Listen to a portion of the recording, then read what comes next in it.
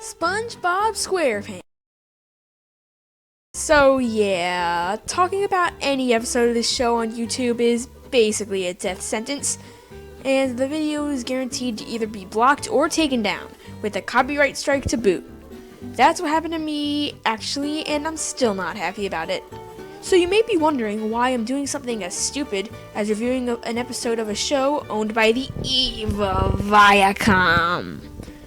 Well, that's because we're not talking about the episode today. Today, we're talking about the point-and-click adventure game on the PC. Yeah, I bet you weren't expecting that. So, this game came out in September 2002, which is after Season 2 ended.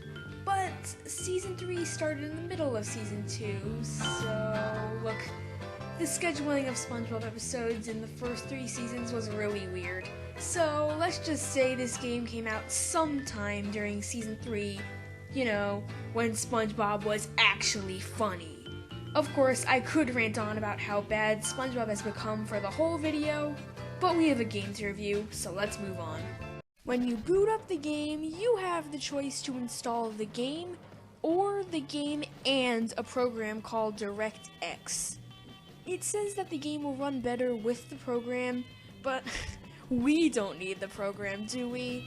I'm sure if we start the game without it, nothing will go wrong. You know, we should probably download it. A few moments later. Oddly enough, this really distracting graphics problem wasn't fixed when I downloaded the program. The visuals would be on par with the already badly looking cutscenes from Battle from Bikini Bottom, a GameCube game, but this graphical glitch just worsens the game's visuals. I hope you all hate the color white, because the game hates it so much that the color never shows up. Also, the level transitions are even worse. I mean, most of the time the characters in them disappear after a millisecond, and in this one, Squidward. Oh no, Squidward man, what happened to you? This game's story is told to us through the cutscenes. Oh yes, the cutscenes. Even though these things can be skipped, I decided to watch them in order to get a good understanding on the story for this video. And they are by far the most cringe-worthy parts of the game. The cutscenes look 10 times worse than the game, and they don't even have any glitches. I mean, just look at this and tell me it looks like it was from a video game. Look at SpongeBob's smile. Why isn't this a horror game yet? The audio is even worse. Everything the characters say are just random quotes from the show. Look at this scene. Plankton is squished by his MP3 thing, and he is now hopping around on the floor of the bus. What do you think he's going to say here? Maybe, ouch?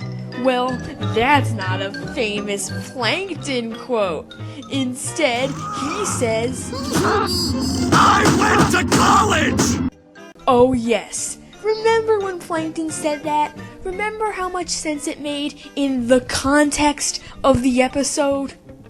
A lot of SpongeBob lines don't work well out of context, and even when they do, these guys keep putting them in the absolute wrong context.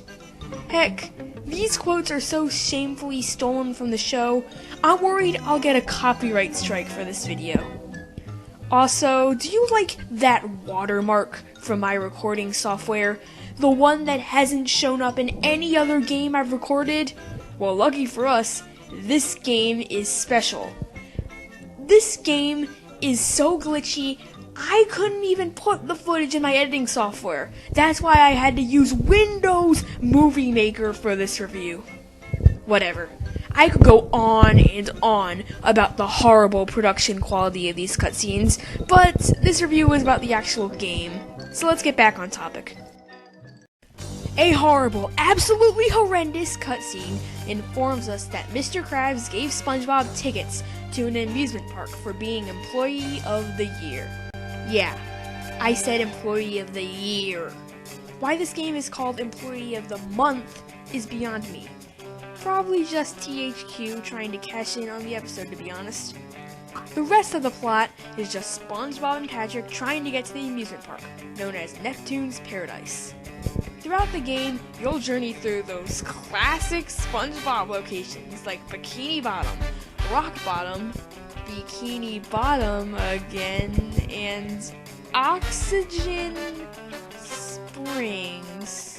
Here's another weird thing about this game. Despite it having so many locations to work with, they chose some pretty bad ones. I mean, I'm fine with the first two areas, but couldn't they have found better areas to house the final 2 chapters of the game? I mean, SpongeBob does have a pretty big world, and the locations just seem kind of bland. To be honest, Chapter 3 is my least favorite chapter, because none of the locations really stand out.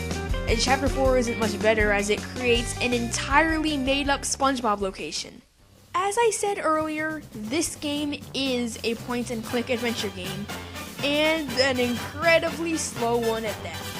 Not only is the footage extremely laggy, but SpongeBob moves super slowly, and it's very frustrating to have SpongeBob walk all the way from one door to the other just to find out that Seems to be locked. about halfway through the game, I figured out that you could run somewhere by double-clicking, and I have used the heck out of that. This game is your basic point-and-click adventure game.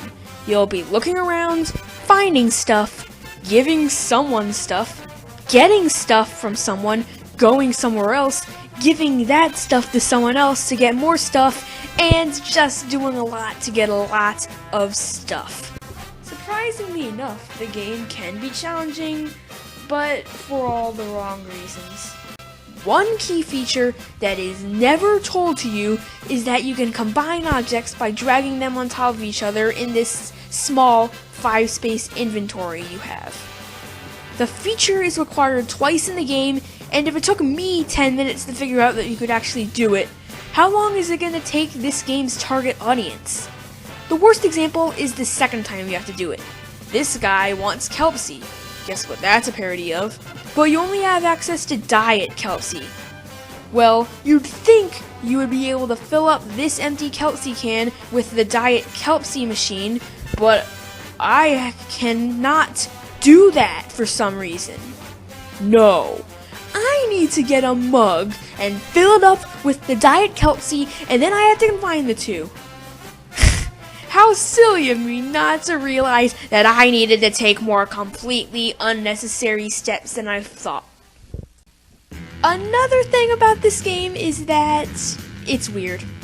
It's really weird. For example, there is a wizard who controls the weather using voodoo, and you have to make him stop it by traveling to his cave and solving his slot machine puzzle. Yeah. Remember that episode of SpongeBob? That was one of my favorites. And if that's not weird enough for you, how about when you need to get your water helmet to enter Sandy's house, but there's a cobra in it? Still not weird enough for you? Well, how about when you go into a weird shack and buy glasses that let you enter someone's dreams, and you enter Squidward's dream where you are a SpongeBob Squidward hybrid, and you walk down a row of SpongeBob's house over and over again, and you find Squidward, and you convince Squidward that you are Squidward, and you convince him to dance, and you take his clarinet, which means that you now have it in the real world? Is that not weird enough for you? So yeah, I know I've been bashing this game quite a bit, but let me just say, this isn't exactly a great game. The point-and-click adventure aspect is either extremely simple.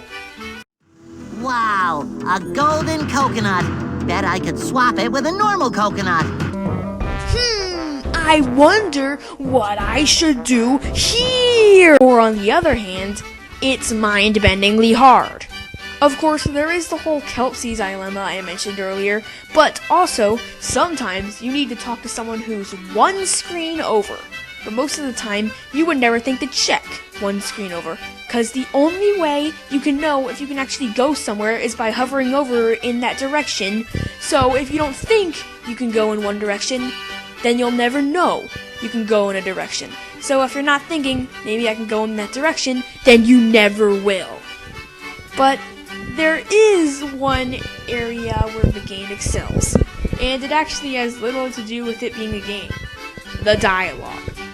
There are some legitimately funny lines in this game, ranging from, I got your golden coconut back! Oh, my precious golden coconut. My precious, my precious.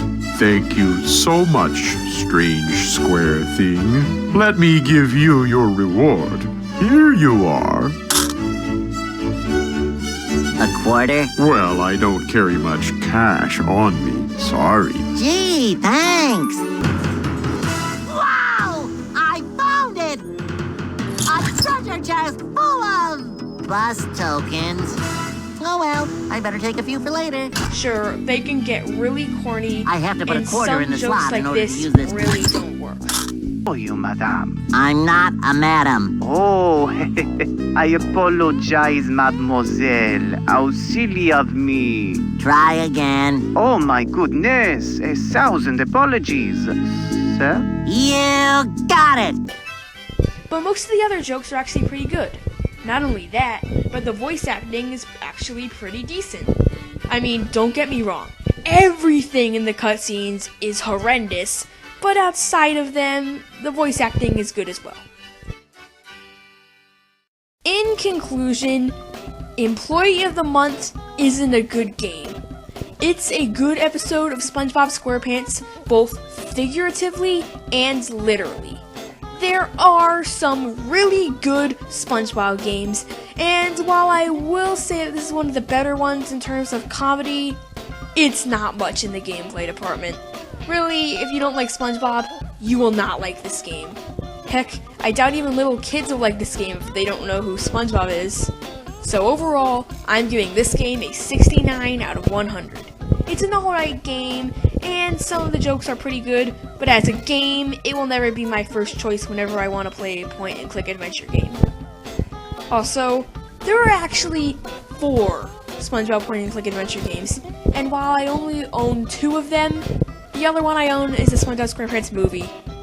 So yeah, if you want to play any SpongeBob games, stick to the GameCube.